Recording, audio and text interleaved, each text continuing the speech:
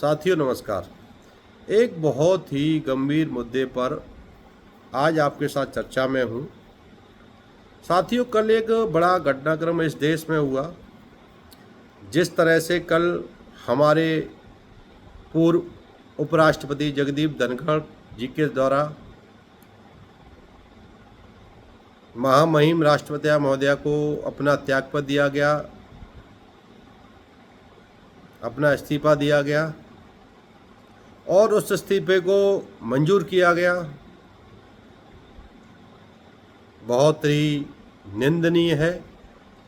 क्योंकि कहीं न कहीं जिस तरह का कल घटनाक्रम हुआ है, महामहिम जी आपने जिस तरह से इस्तीफा दिया है, ये किसान बिरादरी, पूरा किसान समाज उस घटनाक्रम से, आपके इस्तीफे से बहुत दुखी है और समस्त किसान समाज के लिए बड़ा चिंता का विषय भी है।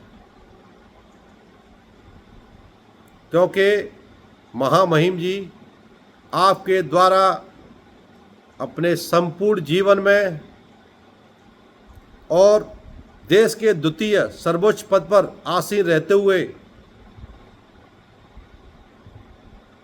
किसान हित में हर मंच से जो आवाज़ उठाई गई, चाहे वो किसान के विकास की बात हो, चाहे वो किसान को न्याय दिलाने की बात हो, चाहे वो किसान की फसल का भाव को लेकर हो,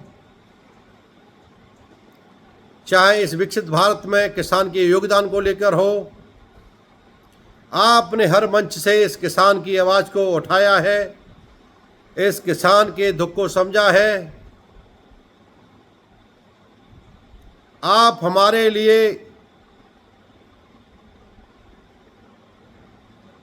हमारे किसान पुत्र ही नहीं, एक देवता के रूप में इस किसानों के ऊपर आपने जिस तरह से अपनी छाप छोड़ी है, ये किसान हमेशा उसके लिए आपका ऋणी रहेगा। और मैं सरकार को भी एक संदेश देना चाहूँगा, अगर स्वास्थ्य की बात थी तो क्या उपराष्ट्रपति जी के पद पर रहते हुए स्वास्थ्य सेवाओं का लाभ नहीं मिल सकता था? कहीं न कहीं प्रश्न खड़ा होता है, आपने जिस स्थिति में, जिस कंडीशन में कल आपने अपना त्यागपत्र सौंपा है, आपने अपना इस्तीफा दिया है,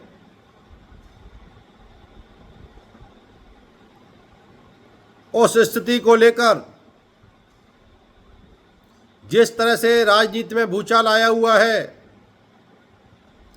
उस भूचाल में कहीं न कहीं ये किसानों का दर्द छुपा है। क्योंकि आपने हर मंच से जब किसान हित की बात की, इस किसान के भलाई की बात की, चाहे वो आपकी सरकार का मंच हो, चाहे वो जो भी मंच हो, आपने जब किसान के विकास की और इस देश के विकास की बात की है, तो उसमें कहीं ना कहीं आपने किसान को अपनी प्राथमिकता रखते हुए किसान हित में अपने हमेशा विचार व्यक्त किए हैं और सरकार को भी साफ स्पष्ट संदेश दिया है कि अगर देश का विकास करना है, इस देश को प्रगतिशील बनाना है, अगर देश को विकसित बनाना है, तो इस देश के किसान का, इस अन्नदाता का विकास करना पड़ेगा। तभी इस देश का विकास संभव है, तभी ये देश विकसित देश बनेगा।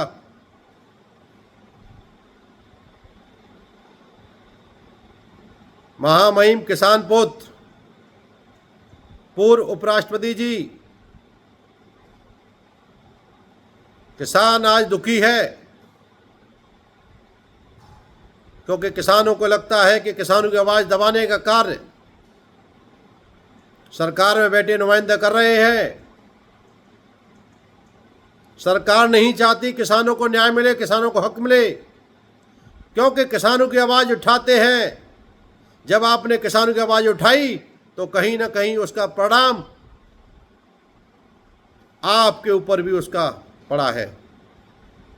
लेकिन ये किसान समाज, मैं बारंबार कहूँगा कि आपका आभारी रहेगा, सदा आपका ऋणी रहेगा, क्योंकि आपने इस किसान की आवाज़ को उठाने के लिए हर मंच पर इस किसान का साथ दिया है, और आप हमारे हीरो हैं और आप हमारे हीरो रहेंगे। जय जवान जय किसान। मैं धर्मेंद्र चौधरी, राष्ट्रीय अध्यक्ष भारतीय किसान चौधरी चरण सिंह। जय जवान जय किसान, जय भारत माता की जय।